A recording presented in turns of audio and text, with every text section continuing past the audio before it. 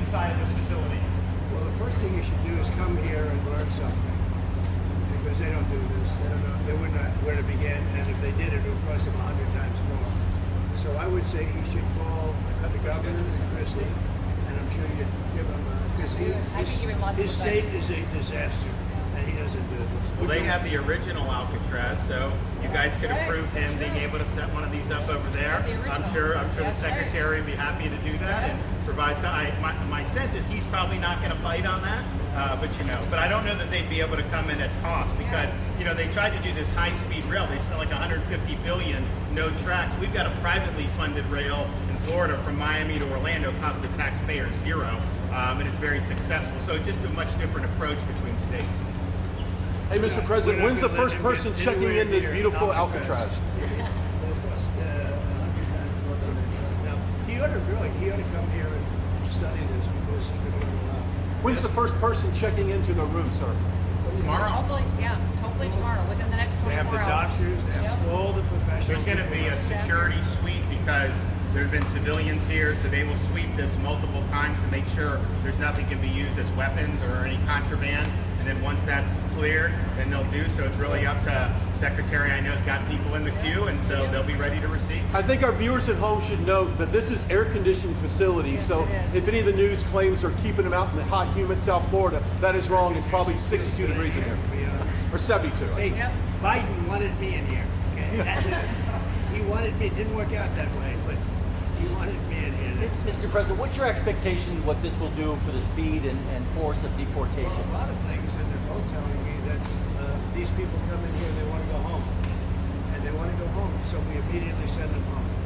Where it's appropriate. Now, if somebody's a real killer, we don't send them anywhere. We put them in maximum security. Look, what we inherited from this guy, this incompetent man, and his administration, which wasn't incompetent, it was radical left, lunatic, communist, whatever you want to say. I know most of them. What we inherited should never, ever be forgotten.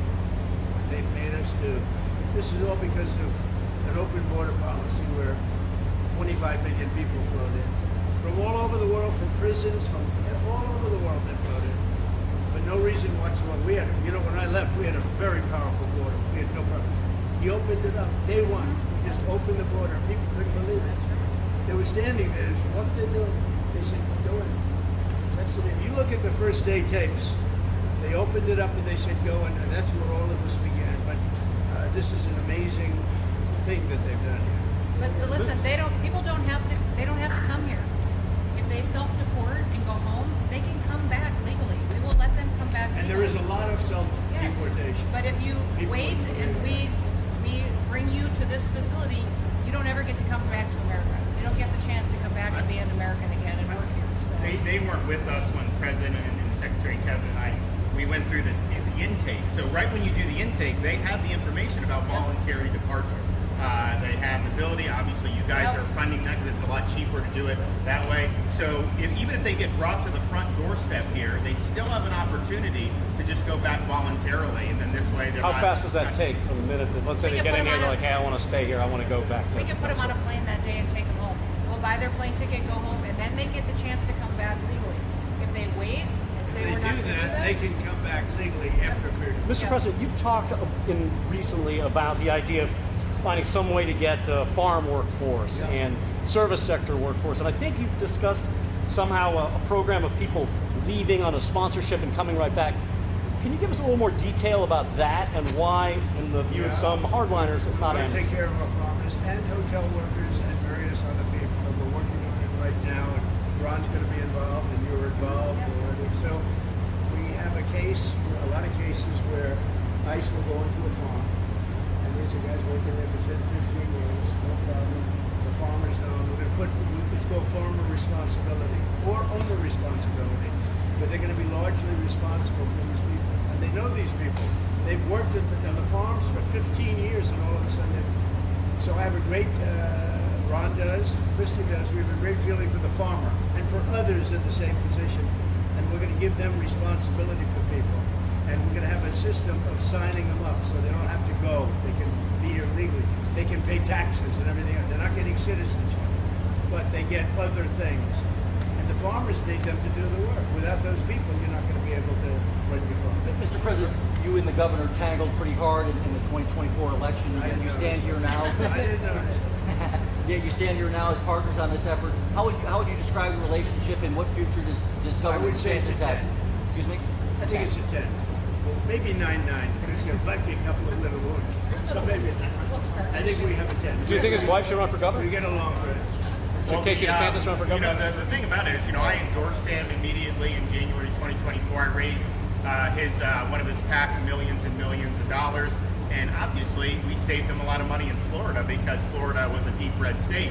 He didn't even have to do a rally in Florida, whereas 2016 and 20, this was like ground zero. And so we've been, really happy to do that. And then we've worked very well on this and other issues with Florida. You can call him at any time, and he wants to be helpful for governors. I mean, I can tell you that. We did Hurricane Helene last year. You didn't hear from the president at the time then. But with President Trump, we know immediately. You just make the phone call. Can we ask a Gaza follow-up question? I'm sorry, like another thing you inherited. How firm are you going to be with Netanyahu about ending the war in Gaza? Very full. But he wants it to. I will tell you. He's coming here next week. He wants to end it too. We had a tremendous success with Iran. They weren't happy. Somebody said, when are you going to sign? I said, sign? They are so bummed out. Did you see the report issued this morning? The place was decimated. It'll be years before anybody even gets down there. So that's not a priority, but we'll have a report and we'll have whatever we want. We'll get from whatever we want from Iran.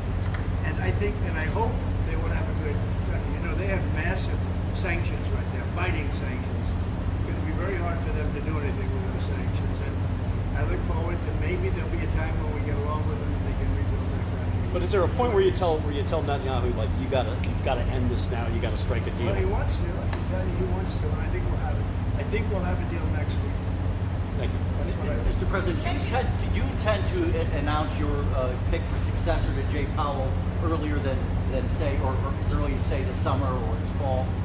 Will I do something about who it's going to be? Yes. I don't know. Hey, she'd be a good candidate. I do. She'd be a good candidate. Anybody would be better than Jay Powell. No, he's causing us a fortune because he keeps the rate way up. I think it's stumped derangement syndrome personally, but we have a very strong country. We're the strongest country. Look, our country right now is at a level that we haven't seen for 40, 50 years. What we're doing now is nobody's seen anything like it. I told you, I was in the Middle East.